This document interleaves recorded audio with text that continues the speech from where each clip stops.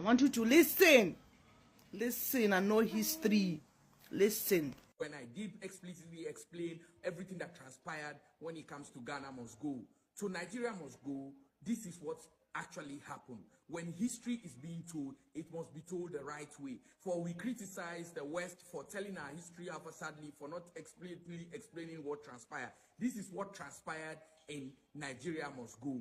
The entire Africa was one.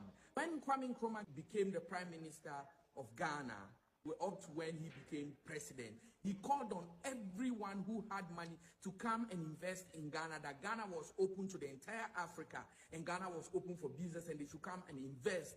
Nigerians, wealthy businessmen, were of 90% of the investors who moved to Ghana to invest.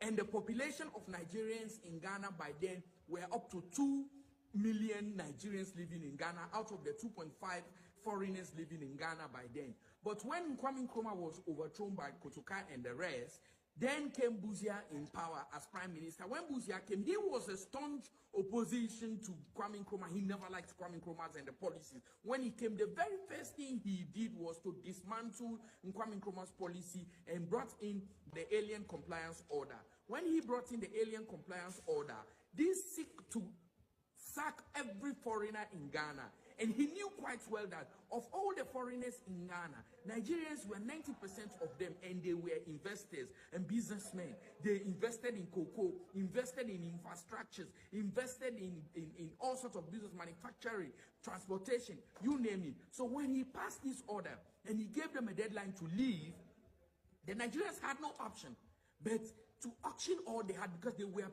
suppressed by the government. And by then, Busia passed this law that no foreigner should be engaged in. About 40 businesses he put down that no foreigner should engage in. So the Nigerians had no option but to leave, and it was a bad time in history. Nigeria had to auction their cars. Nigeria had to auction their houses. Nigeria had to auction their businesses, their farm. Most were not even able to auction their businesses. They left it, and the indigenous Ghanaians took over their businesses, their cocoa farm. They lost their lives in custody. And as a result of this, it affected, traumatized the Nigerians. Just imagine you took huge amounts of business and money to invest in Ghana, and even when you are leaving, the hard cash money, the money you were supposed to take, the banks refused to give Nigerians more than £2,000, and these people had hundreds of thousands of pounds in their account in Ghana. The banks refused to give money, and these Nigerians were in huge migration crisis.